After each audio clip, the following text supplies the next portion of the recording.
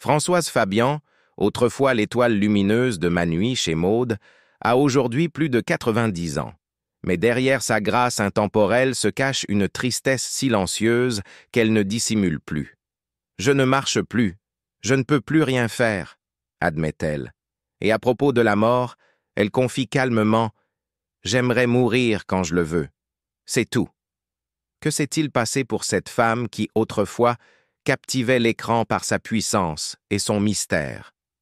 Aujourd'hui, nous revenons sur son parcours, l'ascension, les pertes et les vérités bouleversantes qu'elle ose désormais exprimer. Restez avec nous. Cette histoire pourrait bien vous surprendre. 6 décennies d'élégance, de courage et de réinvention. Née Michel Cortez en 1933 à Alger, Françoise Fabian grandit dans un environnement à la fois culturellement riche et rigoureux. Fille d'un professeur de français et issue d'origine catalane et juive polonaise, elle commence à suivre des cours de piano dès l'âge de 5 ans au Conservatoire de musique d'Alger. Sa formation précoce en musique classique nourrit plus tard la finesse de sa présence au théâtre comme au cinéma. Pourtant, c'est à l'adolescence qu'elle découvre sa véritable vocation artistique, le théâtre. Après l'obtention de son baccalauréat, elle quitte l'Algérie pour Paris au début des années 1950 afin d'intégrer le Conservatoire national supérieur d'art dramatique. Elle y côtoie des figures appelées à devenir légendaires, comme Jean-Paul Belmondo et Jean-Pierre Marielle. Elle débute au théâtre en 1954 dans Le Pirate, mise en scène par Jean Meyer, qui restera un mentor dans sa carrière scénique. Malgré une proposition d'intégrer la prestigieuse Comédie Française, Fabian choisit de suivre sa passion pour le cinéma.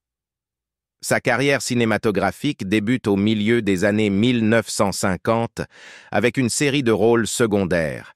Rien qu'en 1956, elle tourne dans 6 films, dont Cette sacrée gamine et Michel Strogoff. Dans les années 1960, elle travaille avec des réalisateurs de renom comme Gilles Grangier dans Maigret voit rouge, Louis Malle dans Le Voleur et Louise Buñuel dans Belle de jour, où elle incarne Charlotte, une employée énigmatique d'une maison close. Mais c'est Ma Nuit chez Maude en 1969, réalisé par Éric Rohmer avec Jean-Louis Trintignant, qui constitue son véritable tournant. Le film, qui explore des thèmes de foi, de désir et de morale, lui vaut une reconnaissance critique majeure et la consacre parmi les grandes figures du cinéma français. Les années 1970 marquent l'apogée de sa carrière. Elle tient des rôles principaux dans des films comme Raphaël ou Le Débauché en 1971 de Michel Deville et collabore avec des cinéastes tels que Jacques Rivette, Claude Lelouch, Jacques Demy ou encore François Ozon. Parallèlement, elle poursuit une carrière théâtrale dynamique, partageant la scène avec Jean Marais ou Jacques Weber. Hors caméra, Françoise Fabian se distingue par son engagement personnel. Le 5 avril 1971, elle est l'une des 343 signataires du Manifeste des femmes déclarant avoir avorté, un acte de désobéissance civile initié par Simone de Beauvoir en faveur du droit à l'avortement. Ce geste politique fort témoigne de son engagement féministe et de son courage à faire entendre sa voix. Durant les années 1980 et 1990, elle s'épanouit comme actrice de composition, prenant des rôles plus matures qui correspondent à son âge et à son aura. En 1999, elle brille dans La Bûche aux côtés d'Emmanuel Béard et Charlotte Gainsbourg, un film choral touchant sur les relations familiales pendant les fêtes. À partir des années 2000, elle devient une figure maternelle emblématique du cinéma français, incarnant souvent des mères élégantes comme dans LOL, où elle interprète la mère de Sophie Marceau. Elle s'illustre également à la télévision. En 2005, elle tient le rôle-titre de La femme coquelicot, un téléfilm sentimental qui met en lumière sa sensibilité émotionnelle. En 2011, elle impressionne dans Je n'ai rien oublié, où elle incarne une femme de pouvoir dans un drame psychologique face à Gérard Depardieu et Nils Arestrup. Sa collaboration avec la réalisatrice Danielle Thompson se poursuit, notamment avec la pièce L'amour, la mort, les fringues en 2011. Son rôle dans Le Prénom, comédie grinçante sur les tensions familiales, confirme son talent à évoluer avec son époque. Dans un tournant aussi surprenant qu'émouvant, Françoise Fabian renoue tardivement avec la musique. En 2015, elle chante 2 titres pour Les gens dans l'enveloppe, un projet mêlant littérature et musique composé par Alex Baupin. Cette expérience ravive en elle le désir de chanter. À 85 ans, elle sort son premier album solo, Françoise Fabian, en 2018, avec des chansons signées par Baupin, Charles Aznavour, Julien Clerc et la grande Sophie. Sa voix douce et expressive, teintée de poésie, séduit le public et révèle une sensibilité artistique encore renforcée par l'âge. En 2024, elle revient avec un 2e album, L'heure d'un rendez-vous, sur des textes d'Élisa Pointe et une musique de Léonard Lasserie. Sa carrière musicale tardive incarne une audace artistique remarquable et un refus des limites imposées par l'âge ou les conventions. Aujourd'hui, Françoise Fabian est reconnue non seulement comme une actrice légendaire à la carrière de plus de 60 ans, mais aussi comme une femme d'une profondeur rare, intègre et d'une honnêteté bouleversante. Par le cinéma, le théâtre ou la chanson, elle a toujours choisi des projets qui interrogent, élèvent et touchent. J'ai perdu 3 hommes dans ma vie. Derrière son succès se cache une histoire profondément émotive, marquée par des pertes personnelles immenses. En 2021, sur le plateau de C'est à vous, Françoise Fabian résumait en quelques mots le chagrin de toute une vie. J'ai perdu 3 hommes essentiels dans ma vie. Mon mari, mon amant, mon père. Françoise Fabian n'avait que 24 ans lorsqu'elle épousa, en 1957, le célèbre réalisateur Jacques Becker. Déjà figure incontournable du cinéma français, Becker avait 26 ans de plus qu'elle. Leur histoire d'amour, née dans la discrétion, était empreinte d'une tendresse profonde. Becker fut le premier homme à voir en elle non seulement une actrice de talent, mais aussi une femme de goût, d'intelligence et de raffinement. Bien que leur chemin professionnel ne se soit jamais croisé à l'écran, Becker avait envisagé pour elle un rôle majeur dans une adaptation des Trois Mousquetaires où elle aurait incarné Milady. Malheureusement, ce projet ne vit jamais le jour. Leur temps ensemble fut bref. Becker tomba malade, atteint d'une hémochromatose, une maladie héréditaire rare, qui causa sa mort en février 1960, à l'âge de 53 ans. Leur fille Marie venait tout juste de fêter son premier anniversaire. Fabian évoque souvent cette période avec une douleur profonde, soulignant non seulement la brutalité de sa disparition, mais aussi la perte de l'avenir qu'ils avaient imaginé ensemble. Il est mort pendant le montage de son dernier film, Le Trou, a-t-elle raconté, soulignant la soudaineté avec laquelle leur vie commune fut brisée. Cette perte marqua sa première véritable rupture émotionnelle. Un choc qui allait préfigurer d'autres deuils. Quelques mois seulement après la mort de Jacques Becker, Françoise Fabian affronta une épreuve encore plus intime et bouleversante. Le décès de son père, Marcel Cortès. Instituteur de profession, il avait toujours été une figure centrale dans sa vie. Mais dans ses derniers jours, il était paralysé, souffrant, et ne pouvait communiquer que par de légers mouvements de la main. Dans la même émission, en 2021, Fabian révéla publiquement ce qu'elle avait gardé secret pendant des décennies. Elle avait participé à l'euthanasie de son père. Il souffrait tellement. Il me faisait des signes pour me dire qu'il voulait mourir. J'ai compris tout de suite. Alors j'ai arrêté de lui donner ses médicaments.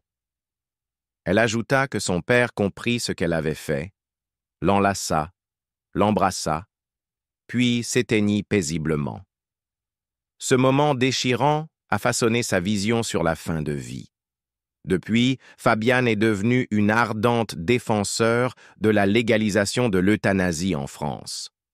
La mort de son père ajouta non seulement à son deuil, mais la plongea dans un dilemme moral et émotionnel que peu de gens pourraient supporter. Si Becker fut l'amour fauché trop tôt, et son père l'homme qui forma ses premières valeurs, Marcel Bozzoufi incarna le compagnon de sa vie adulte.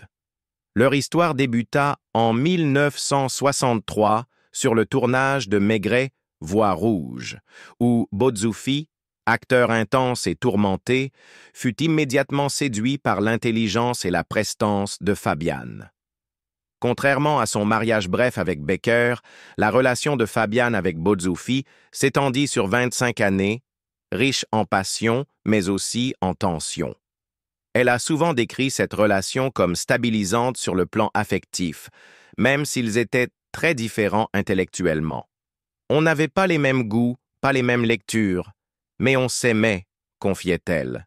Bozzoufi, qui n'avait jamais vécu avec une femme auparavant, dut s'adapter aux convictions féministes de Fabiane, notamment son engagement en faveur du planning familial. Leur union fut profonde et durable, malgré les obstacles. Ils se marièrent finalement en 1986, après plus de 20 ans de vie commune. Mais le bonheur fut de courte durée. Bozzoufi luttait déjà contre un cancer et il mourut en février 1988, moins de 2 ans après leur mariage. Fabiane dut une fois encore affronter la condition de veuve. Cette fois, la perte ne fut pas brutale, mais lente, et sans doute encore plus douloureuse. Elle avoua plus tard que la mort de Bozzoufi laissa une plaie jamais refermée. « Je n'arrive pas à me séparer de Bozzou. Je rêve encore d'un homme que j'ai perdu », confiait-elle dans une interview accordée à Gala en 2018. Depuis sa disparition, Françoise Fabiane ne s'est jamais remariée. Elle a clairement affirmé que personne ne pourrait jamais occuper l'espace émotionnel laissé vacant par Bozzoufi. Sa mort marqua la fin de sa vie amoureuse. Malgré toutes ces épreuves, Fabiane n'a jamais cessé d'avancer. Il n'y a aucune raison de s'arrêter si l'on a la santé pour le faire. « Moi, j'ai toujours eu l'envie, » déclara-t-elle un jour. Cette volonté lui a permis de rester active bien après ses 80 ans, entre théâtre, cinéma et musique, trouvant encore de la joie dans la création, même au cœur du chagrin. Une vie de distance avec sa fille unique. Parmi les éléments les plus douloureux et complexes de son parcours personnel figure la relation de Françoise Fabian avec sa fille unique, Marie, née en 1959 de son mariage avec le réalisateur Jacques Becker. Derrière la façade glamour et le succès public, Fabiane a longtemps porté le poids d'un lien profondément conflictuel avec son enfant. Lorsque Marie avait seulement 13 mois, son père est mort subitement. Ce décès prématuré a laissé Fabiane non seulement dévastée émotionnellement, mais aussi dans une situation financière précaire. Becker a laissé des dettes, forçant Fabiane à renoncer à l'héritage. Comme elle l'a expliqué plus tard dans une interview au Journal du Dimanche, elle n'avait pas d'autre choix que de remonter sur scène presque immédiatement. Pour survivre, je jouais au théâtre tous les soirs. En l'absence de Becker, elle dut endosser le double rôle de veuve éplorée et de mère célibataire travaillant à plein temps. Les exigences de sa carrière théâtrale, avec des représentations chaque soir, l'empêchaient d'être présente comme sa fille en aurait eu besoin. Marie était confiée à une gouvernante, mais le vide affectif était bien réel. Fabian s'en est plus tard ému avec tristesse. « Ma fille avait une gouvernante, mais elle n'a pas eu le bisou du soir. » À mesure que Marie grandissait, la distance émotionnelle entre mère et fille s'accentuait. Leur relation était alourdie non seulement par l'absence initiale de Fabiane, mais aussi par la longue et passionnée relation qu'elle noua avec l'acteur Marcel Bozzoufi, rencontré en 1963 et qu'elle épousa finalement. Marie a vécu cette relation avec Bozzoufi comme une nouvelle forme d'abandon. Dans une remarque discrète mais profondément révélatrice, elle dit un jour à sa mère « Vous étiez deux, et moi, j'étais seule. » Cette phrase, simple mais déchirante, résume la racine de leur relation fracturée. Marie s'est sentie reléguée au second plan dans une vie dominée par les deuils d'adultes et les passions amoureuses. Cet enfant, qui avait perdu son père alors qu'elle n'était encore qu'un bébé, s'est ensuite sentie éclipsée, d'abord par le chagrin, puis par la vie sentimentale de sa mère. Dans des interviews plus récentes, Françoise Fabian a reconnu ses torts sans détour. « J'ai aimé, j'ai adoré ma fille. Ce que je lui reproche, car j'avais aussi des reproches à lui faire, c'est d'avoir abîmé l'amour que j'avais pour elle », déclarait-elle à Gala en 2014. Une phrase douloureuse dans sa sincérité, l'amour existait, mais il a été abîmé, blessé par le silence, le ressentiment et des années d'éloignement émotionnel. Dans le même temps, Fabian n'a jamais nié que ses propres choix avaient contribué à cette fracture. Son deuil écrasant après la mort de Becker, son engagement total envers sa carrière et son immersion dans une nouvelle histoire avec Bozzufi ont engendré un déplacement émotionnel qui laissait peu de place pour sa fille. Adulte, Marie a choisi une vie à l'opposé de celle de sa mère. Elle s'est installée en Inde, a embrassé l'hindouisme, adopté un mode de vie axé sur la spiritualité, le végétarisme et le détachement des normes occidentales. Ce départ n'était pas seulement géographique, il symbolisait une rupture avec une existence dans laquelle elle ne s'était jamais sentie pleinement chez elle. Fabian a parlé de ses visites en Inde et du lien qu'elle continue à entretenir avec sa fille. Leur relation, bien que jamais totalement guérie, s'est adoucie avec le temps. Mais même la réconciliation a ses limites. Les cicatrices d'une enfance marquée par la solitude émotionnelle ne s'effacent pas avec l'âge ni avec les meilleures intentions. Fabian elle-même l'a reconnu dans des interviews récentes. Le lien a été réparé dans une certaine mesure, mais il ne sera jamais simple. Contrairement à beaucoup d'actrices de sa génération, Françoise Fabian n'a eu qu'un seul enfant. Cette singularité a ajouté du poids à la relation mère-fille. Il n'y avait pas de frères ou sœurs pour atténuer les tensions ou partager le fardeau d'un lien maternel complexe. De son côté, Fabian semble porter une culpabilité qui va au-delà de ce qu'elle a fait. Elle porte aussi le poids de ce qu'elle n'a pas pu faire. Dans ses interviews, ses réflexions sont baignées de regrets, en particulier lorsqu'elle évoque l'enfance de Marie, vécue dans un foyer de deux adultes unis par un lien amoureux fort. Elle m'a reproché ma relation avec Bozzu.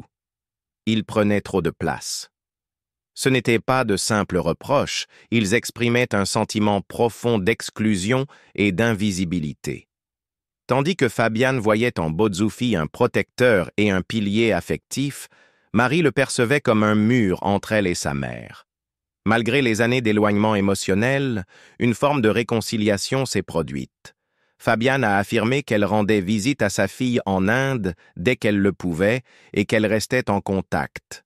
Leur lien ne retrouvera sans doute jamais l'innocence perdue de l'enfance, mais il semble aujourd'hui reposer sur une compréhension mutuelle, du respect, et peut-être une certaine forme d'acceptation. Le choix de Marie de construire sa vie loin du monde du cinéma, du glamour et du tumulte émotionnel de son enfance a peut-être été sa manière à elle de se réparer. Fabian, quant à elle, continue d'honorer la complexité de leur relation, sans l'idéaliser, mais sans non plus nier la tristesse qu'elle contient, sa conscience de la mortalité. Aujourd'hui, nonagénaire, Françoise Fabian traverse le chapitre le plus fragile de sa vie. Si son esprit reste vif et expressif, son corps, lui, commence à la trahir. Ces dernières années, Fabian a parlé avec franchise de son état de santé déclinant. Une hospitalisation en 2021 a marqué un tournant. Depuis, elle souffre d'une paralysie partielle des jambes, probablement causée par une maladie neurologique dégénérative. Autrefois présence imposante sur scène et à l'écran, elle dépend désormais d'aide à domicile et de dispositifs de marche pour se déplacer chez elle. « Je ne veux pas apparaître diminuée », a-t-elle confié à France Inter. « Je veux qu'on se souvienne de moi debout, droite. » Sa décision de s'éloigner du cinéma et du théâtre n'a pas été facile. Pour elle, la dignité a toujours compté plus que les applaudissements. Elle souhaite que son public garde d'elle l'image d'une femme qui incarnait le mystère, l'indépendance et une puissance discrète. Ses réflexions sur la vieillesse, et en particulier sur le droit de mourir dans la dignité, sont profondément ancrées dans des expériences personnelles douloureuses. Il y a des années, elle a accompagné son père jusqu'à la fin, alors qu'il sombrait dans une paralysie totale.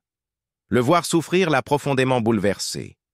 Il voulait partir, a-t-elle raconté à Le Monde en 2022. Je l'ai soutenu dans sa décision. C'est pour ça que je suis pour l'euthanasie. À sa demande, Fabian a interrompu son traitement, restant à ses côtés jusqu'à son dernier souffle. Ce choix, lourd de conséquences, est devenu le socle de son engagement public pour les droits de fin de vie en France. Depuis, elle milite pour des lois plus humaines, appelant le pays à moderniser son regard sur l'autonomie médicale. Ses convictions trouvent aussi leurs racines dans une histoire familiale marquée par la résistance et le sacrifice.